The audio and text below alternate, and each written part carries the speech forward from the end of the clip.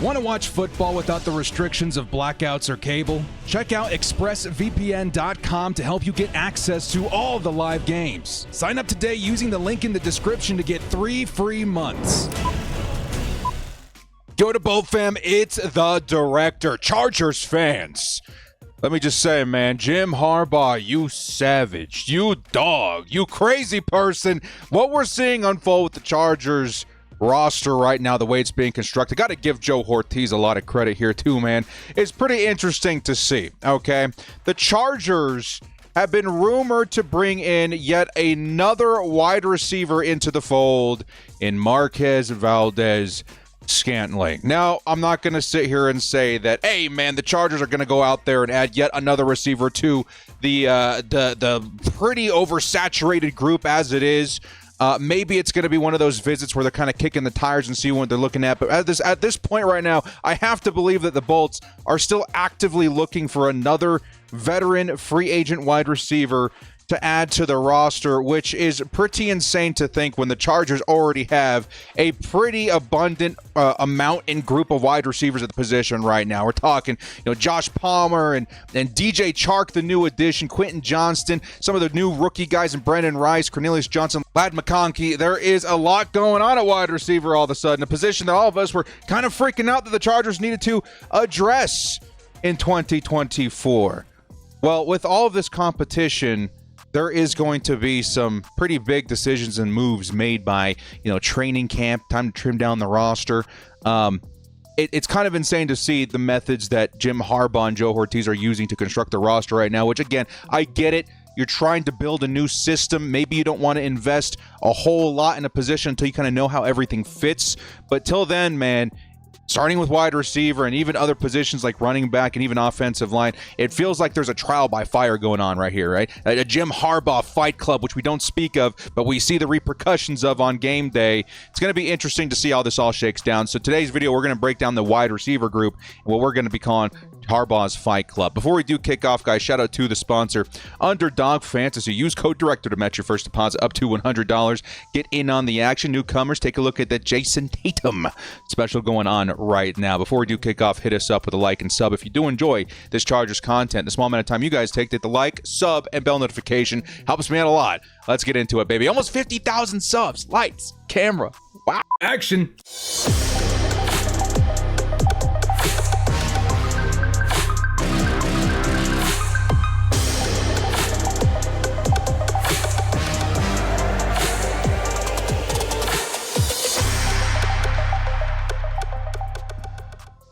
Harbaugh's Fight Club.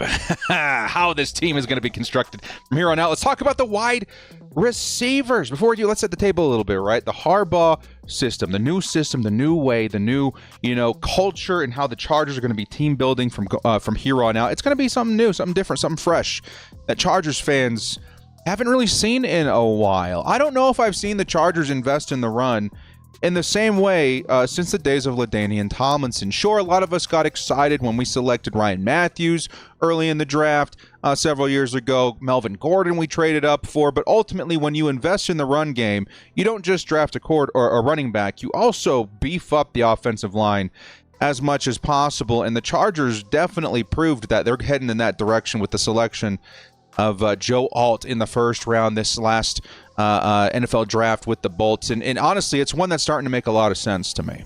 For one, you're starting to hear all the chatter around the NFL that Joe Alt and how the league perceived him was much higher than some of the receivers that we felt were kind of in the same arena. Malik Neighbors, Rome Odunze, we hold those guys in high regard in terms of their talent. Well, the league seemed to feel very strongly that Joe Alt, the only competition, the only rivalry he had at the wide receiver position in terms of talent was Marvin Harrison Jr. Outside of that, Joe Alt was standing above the rest in terms of talent. When you're talking best player available, it feels like the Chargers not only hit on the guy that they wanted, but they also got, Jim Harbaugh, one of the best system fit dudes for his new offense. And it's going to be something we continue to see. I don't know if the Chargers are done bringing in offensive linemen. We may see another guy enter the fold as a right guard competition for Jamari Sawyer, but they are starting to build something here in LA. And something that I think a lot of us are going to be a little culture shocked in is the fact that the Bolts aren't going to be this gunslinging, high-flying, offense like we've seen for so many years. It's been a while since the Chargers have been a ground and pound team, or even just dominant, run balance kind of offense in the league. It's been the Phillip Rivers show for a long time. He's been chucking it up to weapons like Vincent Jackson, Malcolm Floyd, even some of the lesser known guys like Holiday and Raheem. What was his name? From Robert Meacham. Remember that guy too? Like all of these lesser known names that had a little bit of speed to them. It's been a passing offense for a long time. Then you enter the fold of the Justin Herbert era. Where it's absolutely been the same thing. We had a little bit of a preview of what a run balance offense could look like under Anthony Lynn, which wasn't the best. It felt like he wanted to run that despite being built to be, a passing offense. And that did help out Justin Herbert, even in that small sample size. Right? We saw Justin Herbert with more opportunities to hit, open targets deep, guys beating their coverage, play action set up beautifully, even behind a mediocre running attack and not a great offensive line. I will assure you that. Justin Herbert was seeing some success in a system like that. And the biggest culture shock that we're going to see is the fact that the Chargers aren't going to be as high-flying of an offense in terms of passing. We've been used to the Keenan Allens, the Mike Williams, again, some of the veteran or some of the legacy guys like Vincent Jackson, Malcolm Floyd, Antonio Gates. It's been a while since we've seen a ground and pound kind of offense. And it's something I'm very excited to look at. Now, that doesn't mean that the Chargers don't need weapons for Justin Herbert to pass to, though, because the way I see it is that you're investing a lot of capital, a lot of resources into setting Justin Herbert up for success in these big moments, right? Justin Herbert needs this play action to work out. We've built up, this drive for a play action throw to, Quentin Johnston or Ladd McConkey. It needs to pay off. And in order for that to be executed properly, you need talent that can execute in those moments. And I think the Chargers are going to see their helping of that. And I think it's something that Jim Harbaugh hasn't shied away from in the past. I think we all see this new offense and we think, oh my God, we're going towards just handing the ball off, 9 out of 10 times a drive. No, you're going to see plenty of passing. And you're going to need to see guys that can execute in those moments like I mentioned. Because Jim Harbaugh, whether you want to admit it or not, yes, in college maybe didn't have premium receivers. I would say he had some really good ones like, Roman Wilson, et cetera, et cetera. But in the NFL, I would say he had some premium weapons for his quarterbacks to play with. Despite being a pretty run balance offense, run and pound or ground and pound kind of offense with Frank Gore, you saw some weapons out there, including, yes, I think the Chargers may be on the lookout for a tight end next season. Guys, tight end draft class next season is pretty nice. It's pretty stacked. I'm not even going to lie. Okay, this season, outside of a couple of dudes, not really the tight end class that we've seen in previous seasons, right? Very recently, in the 2022 NFL draft, we saw a whole bunch of them enter the fold. Sam Laporta was in there, and all these guys, right? All these guys were amazing. This season, there was a few guys. Next season, we're going to see some dudes. Either way, he had himself a nice weapon in San Francisco in Vernon Davis, right? Who I would remind you guys was a first-round pick. Or I don't think he was a Harbaugh pick. I think he was drafted well before that, but he was a first rounder for this team, and he was very good in that offense. I think he went off for 13 touchdowns a couple of seasons under Jim Harbaugh, maybe at least one of them with Jim Harbaugh. He was absolutely fantastic. Let's not forget that he also had Michael Crabtree in that offense with Alex Smith, right? He was also a first rounder, and he did very well in that offense. Sure, we're not talking Jay Jetta's numbers and Jamar Chase numbers, but we're talking very, very good numbers for the amount of targets that they're getting, for the the utilization that they're getting in an offense like that. And then Anquan Boldin was brought into the fold a little later. Do you guys remember that? Former, I think, Cardinal to the 49ers. He had kind of a revamp in his career. I know he went for a couple of 1,000-yard seasons with the Niners. I think he was a second rounder as well. So high draft capital dudes for the Niners quarterbacks to work with. The Chargers won't be out on receiver, including tight end, in the future. Okay? And that's why I think the table's being set the way it is. All right? We didn't have the money to keep both of these dudes on the roster. I think ultimately it's going to come down to constructing a new, fresh team with pieces that make sense. And right now, the biggest piece that makes sense to me that this offense is going to thrive with is Ladd McConkey. Okay, everyone else was kind of, we didn't quite know how it's going to fit. I think Keenan Allen would have been great. I think Mike Williams would have been good. but we just couldn't invest that much capital in a position that is going to be utilized a lot differently than it has been in the past, if that makes sense. And that leads me to believe that we're not going to be done seeing some movement at this position. Sure, the Chargers' money, forced and twisted our arm in terms of two of our favorite receivers ever. But in terms of competition, we're going to start ironing out what this team actually is pretty soon, and it's going to result in some more cuts. And what I mean by ironing out what this team is, yes, Jim Harbaugh and Greg Roman, they have an idea of what they want to build. And I think they have a pretty clear idea of what that's going to look like. The blueprints versus what's going to end up being they differ a little bit. You have to make sure all the pieces work together, and you have to build an offense that highlights the strengths of your players. And sure, the Chargers are doing a great job at bringing in players like that to fit this new offense, but we also have to take into account the pre-existing roster as well. And that's where you're going to see things like big wide receiver, or I should say big player competition step in. You want to see what works, which puzzle piece fits best. And the Chargers are bringing in plenty of competition to make sure that we have a very firm idea of who that's going to be. Not to mention what the depth is going to look like for each position going forward. Because, again, we're covering wide receivers right now, but take a look at the running back depth chart all of a sudden. Take a look at the offensive line depth chart all of a sudden. Take a look at linebacker, even, corner and stuff like that. We've got some pretty quality dudes in there competing for snaps, as well as providing awesome, solid depth for the Bolts. But in this video, we're focusing on wide receiver. Duel of the Wideouts, right? I just got to have a huge Star Wars marathon. Let's go with it, right? Let's go with it. I want to give you guys an idea of what's happening here and what my thoughts are on each one of these wide receivers, who one of them ultimately, guys, not all of them are going to make the roster. I think you can roster, like 6? Most likely, I think that's going to be the number that the Chargers go with. Not everyone's going to make it. And there's going to be some tough decisions ahead. Now, let's go over each one of these wide receivers, and I'll let you guys know what I think their role is going to be, if they're going to make the roster. Of course, I have, a nice graphic at the end to kind of show you guys what I think it's going to look like. But there's a lot going on here. Okay, a lot going on here. Starting off with Ladd McConkey. You guys know my emotion behind this pick. I have been very high on this. You guys know this. I've talked about this a lot. I have been very excited for Ladd McConkey to join the fold with the Chargers. And to me, quite honestly, and it's going to shock some of you guys, he's probably my only lock-in for the roster right now. Like, firm, set in stone, nothing's going to happen.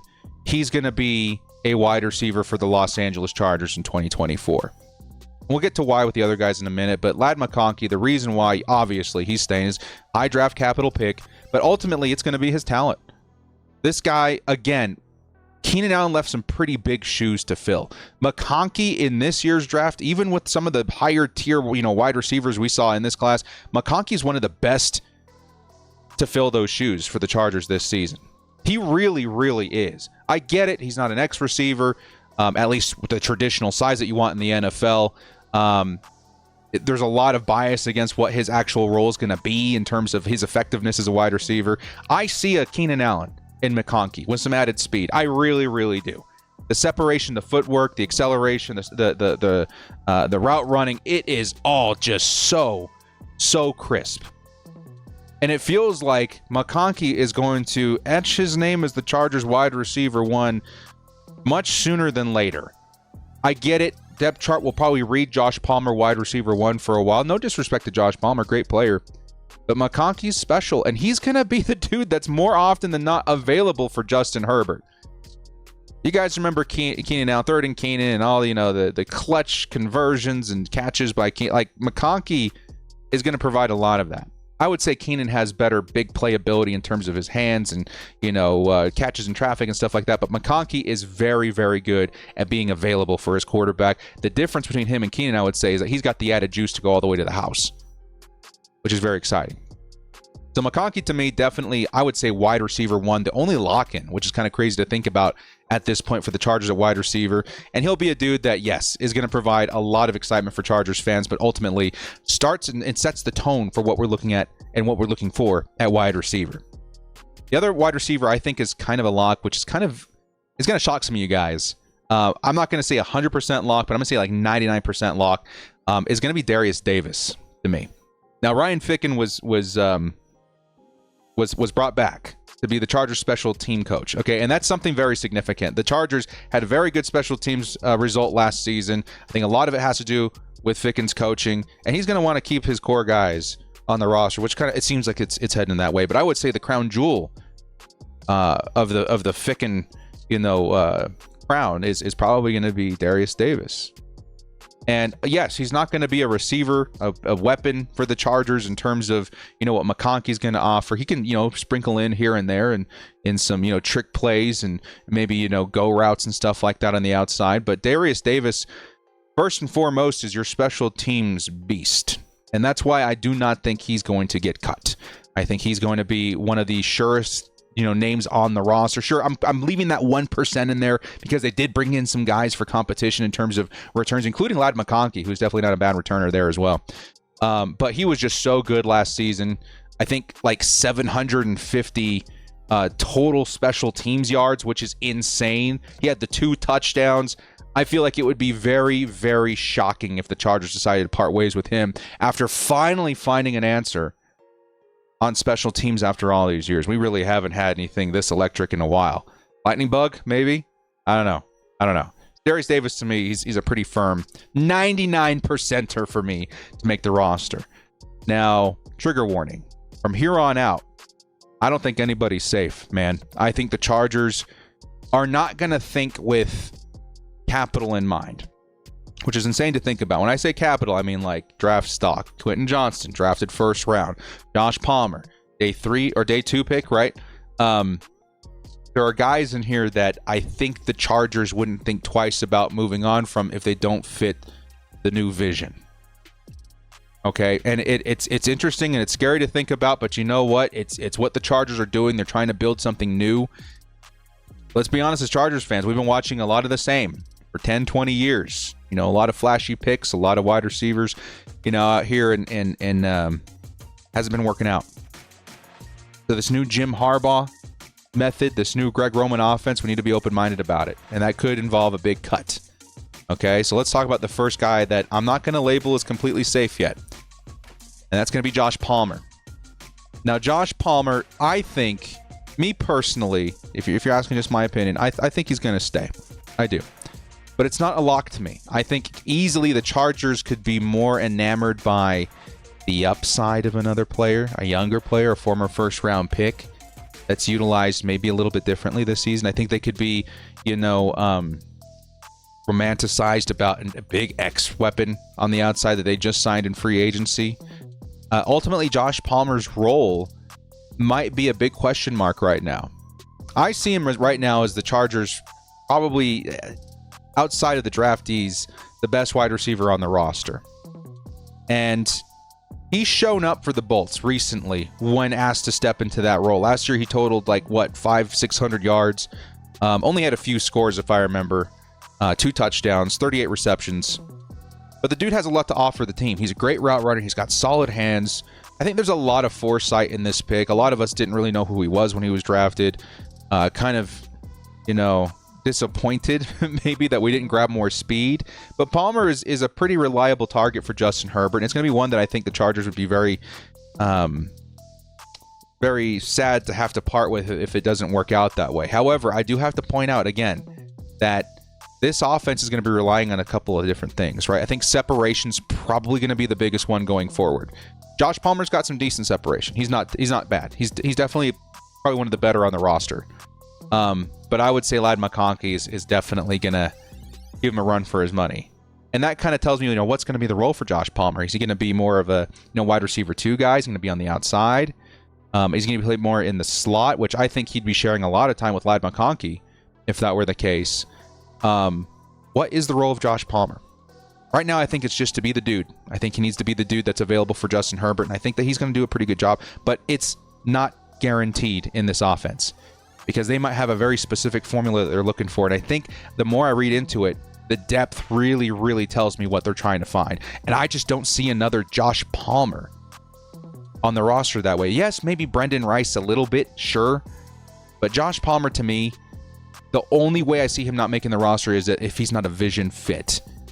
I think he's going to make it, but it's one that the Chargers are going to have to weigh in here because I think the biggest threat to that dream of Josh Palmer returning this year was the signing of DJ Chark. Now, I'm not saying that he's going to step in and take Josh Palmer's role. Absolutely not. This is a different player, different kind of player. But the signing itself was kind of odd to me.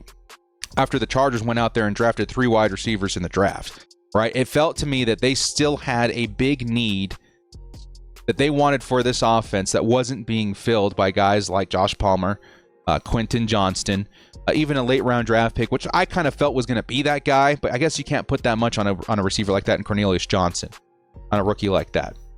DJ Chark to me was kind of a telling move. And now that we're hearing more about Marquez Valdez-Scantling, I still feel like nobody is safe. Now, DJ Chark to me is going to be one of those guys I do think makes the roster because obviously the Chargers went out there, they spent some money. I think he got like a 1-year, $5 million deal. Again, doesn't guarantee it, but I do think it ups his chances. And he provides something that not many receivers on the roster can do right now. He's going to be that big X weapon. Now, let's not mistake X as wide receiver 1. You can move around and find different guys that fill those roles that is technically wide receiver 1 for a team. I like to think of Tyler Lockett a lot. Back before the DK Metcalf days. Like, he was wide receiver 1 for the Seahawks, even though he was playing a lot out of the slot. He did see a lot of outside work too, but he wasn't your prototypical X receiver for that team. DJ Chark's going to kind of fill in a similar role here, where he's going to be that big weapon, red zone kind of threat. He had 5 scores last year with the Carolina Panthers, which is really saying something. That offense was truly putrid. And he racked up like 500 yards as well. So I think that he's going to, and I think he only started like 10 or 11 games. I think he's got a pretty clear role with the team here. And I think that they brought him in for a reason because Quentin Johnston is not an X receiver. He's just not. And DJ Chark is going to be able to provide what you're looking for in that role for the Chargers when it's asked for. Because yes, when I think of the new Chargers offense, I think of a lot of RPOs and, run plays and stuff, but you are going to need an X receiver. You're going to need red zone, targets. We got some nice tight ends and stuff there, but I think DJ Chark was a very intelligent signing for this team when it comes to adding that kind of variety to the wide receiver room. Okay. But a guy that's getting a lot of talk right now as to definitely not safe on the roster is Quentin Johnston. This is one where I think we could all be shocked here a little bit. Now, I'm not saying that I'm looking for Quentin to go out there and get cut. Absolutely not. If you're to ask me, I am very much so rooting for Quentin Johnston to succeed with this team. I really, really am. Excuse me. There we go. Got it out. I think Quentin Johnston has all the opportunity in the world to bounce back and prove me, Chargers fans, wrong, NFL fans wrong, that he's already been labeled as what he is. He's a fast receiver with really poor hands that is not a reliable target for Justin Herbert. I think he can clean that up. I really, really do. He was thrown in trial by fire last season, right? A couple of times the Chargers' #1 receiver in his rookie year. Being, I would say, poorly utilized in this offense as well. Because when Mike Williams went out, right, it felt like the Chargers' backup plan was always Quentin Johnston, which was absolutely not the right call. Quentin Johnston is not an X receiver. It's really easy to look at him and see that and be like, okay, go out there and play the Williams role because he's 6'3" or 6'4". He's got the speed on him. That is just not his game. He's like a faster Michael Thomas, right? You want to get him in the slot. You want him running a slant. You want him running a drag. You want to get him the ball underneath and let him get to work on his yards after the catch. Like, that is his game.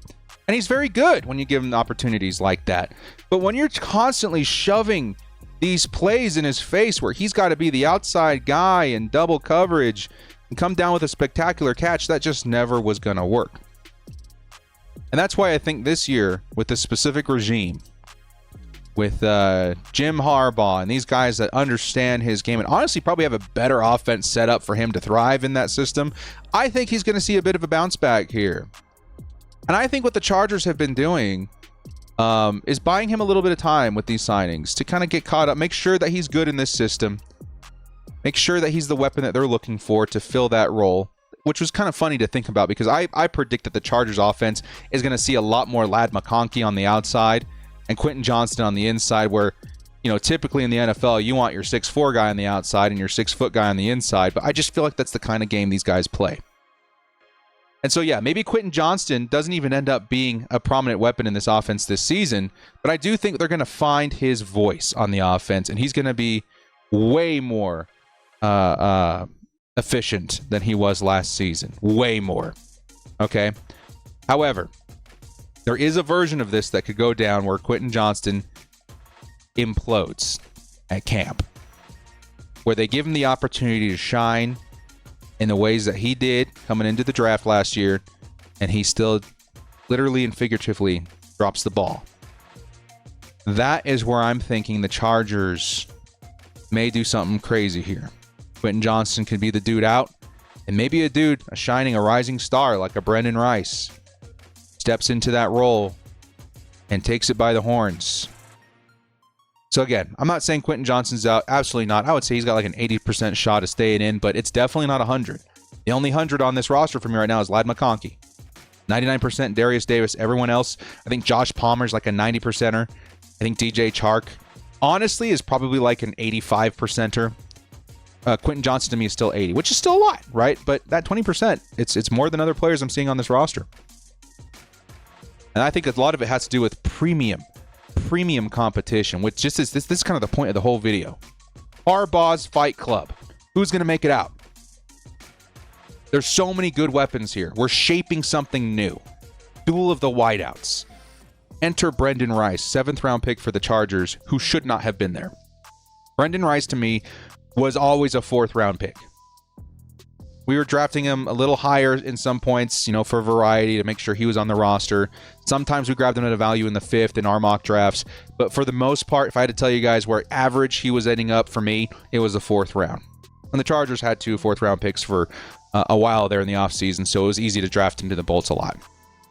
Now, Brendan Rice to me is going to be someone that carries a narrative that's very interesting for us fans to follow during the offseason, because I think there is a chance, and I'm going to say Brendan Rice to me has like a 70% chance of making the roster. Okay, still pretty high, but a lot of it's going to depend on how he synchronizes into the NFL and how he develops chemistry with Justin Herbert. Because I think a big reason why Brendan Rice was so good was because of his chemistry with Caleb Williams, and that's something that I'm very excited to see. With Justin Herbert and Brendan Rice this season. We saw some guys with that synergy, like, Mike Williams, where the pocket's breaking down, Justin Herbert scrambling. Receivers need to be on their toes. They have to have the awareness to go out there and get open. And that's one big trait I love about Ladd McConkey and Brendan Rice on this roster. A lot. Rice learned a lot of those traits while playing with Caleb Williams. Williams was the kind of guy that's going to, extend plays and look for the open man, and Brendan Rice a lot of the time was that dude, and he was very good when put in that situation. Dude went for 800 yards, 12 touchdowns at USC. Very impressive. And honestly, if he can bring, I think, yes, the physicality, it intrigues me. The route running is nice. I like his explosiveness, his acceleration. He's got some nice speed on him. There's a lot of things to like about Brendan Rice. But I think the top trait for me, at least, is going to be that awareness at wide receiver. He'll keep his eyes peeled for Justin Herbert, and he's going to make something happen for his quarterback. And quite honestly, that to me is something that's going to create a lot of favor in Justin Herbert, and why Brendan Rice, in my opinion, has a really good shot at climbing the roster, dude. He could be wide receiver 4 by year's end if he's able to execute like that, the way he did with Caleb Williams, which I absolutely think he will. Caleb Williams is a fantastic quarterback. Justin Herbert is a fantastic quarterback, and if we can see the kind of same synchronicity in those two, I think Brendan Rice is going to shock a lot of people. I really, really do. He's kind of like my underdog dude that I'm rooting for. But like I said with Quentin Johnston, there's a chance that with all these names out there, that maybe he doesn't quite settle into the NFL the way that we had hoped. And then another guy steps in. Let's say Quentin Johnston steps up. Cornelius Johnson steps up. Palmer steps up. Somebody steps up that pushes Brendan Rice a little bit further down. That could realistically happen. Just because we drafted him doesn't mean he'll make the roster. I think he will. But it's not guaranteed. That's why I'm giving him about a 70% chance. Finally, the last guy the Chargers drafted this season, Cornelius Johnson, Michigan. Now, of course, I expected to see a couple of Michigan players. I think Cornelius Johnson wasn't as high on that list as other guys, but he came at a really good value. I think Cornelius is more often drafted in like the 6th round, 5th maybe. And that's because he does carry some traits that are very desirable. He's fast, ran like a 4.44, something like that. Good speed. He's big. He's like 6'3". Nice, tall target. Teams are always looking for that. So speed and height, yes, please. He's got some great contested catch ability. Dude's got some mitts on him. Bodies out his defenders. By the way, that's something I didn't mention about Brandon Rice. Very physical. I like him in that trait too. But where Cornelius is probably not gonna wow you is his route running. Dude has he has some work to do in that department, right? Separation route running, outside of his speed and his physicality, doesn't really have much of that. And so I feel like Johnson has about a 50% chance to make the roster. It's kind of crazy to think about because he is our, draftee this season. But I'm seeing a couple of guys on the roster that can kind of do that now. I think with DJ Chark, that was probably the most damning to Cornelius Johnson's chance to make the roster. That big X weapon, an outside guy. I could very much so see both of them still making the roster, but at the same time, it's interesting to see how the Chargers could utilize him. And if he's kind of that, not one-trick pony, but let's go ahead and label it that for now, is that worth a valuable roster spot when there's other guys with more complete traits fighting for a spot right now? I don't know. Cornelius Johnson, I think, has a pretty good shot at making the roster, but there's a lot of competition out there right now, man. Now, finally, let's go lightning round here. Some guys to wrap things up. Jalen Gill, some of our undrafted free agents. This guy was a returner out of Fresno State, if I do recall. He's going to be, I think, strictly a camp body, fulfilling that Darius Davis kind of role for the Chargers. Okay, Jalen Johnson, not to be confused with the Bears cornerback. Excellent receiver, actually. I was kind of shocked to see how good he was. Mainly going to be slot competition for me. So you'll see him running out there, similar routes to Palmer, McConkey, maybe Johnston, right? But again, he's an undrafted free agent. There's a lot of mouths to feed right now in terms of not enough available spots for everybody. Then there's Leon Johnson. Well, a lot of Johnsons, man. Leon, Jalen. You can wedge Quentin Johnston in there as well. Cornelius Johnson. We got all the Johnsons. Pause. This guy's going to be, again, I think another camp dude. He's huge, 6'5". Him, Cornelius, DJ, those guys are going to be playing some similar roles there. And again, it provides pretty good depth. If these guys manage to stay on our practice squad, that's pretty good depth in terms of having available dudes to come in and step in for certain roles, certain tasks on an offense for wide receiver. Okay? Last couple of things I'll mention. Yes, there are some rumors. There are some rumors that the Chargers aren't done. I think the rumors carry more weight for me than the actual players that are being hinted at. Like Marquez Valdes-Scantling, he could be awesome in this offense. Let's not be wrong here. Let's not get it wrong here. I think his speed is something that is ultimately drawing attention from the Chargers. He's very fast. Very, very fast. Not to mention, he's like 6'2", 6'3". Was he 6'4"? He's a big dude. He's actually a very, very big dude. Which, again, very desirable. But like Quentin Johnston, he's not the most reliable in terms of hands. Some of the most epic and famous drops in the NFL have come through the hands of Marquez Valdes-Scantling the past couple of seasons. Been pretty messy. Pretty messy. However, it is a name that's certainly in play for the Bolts.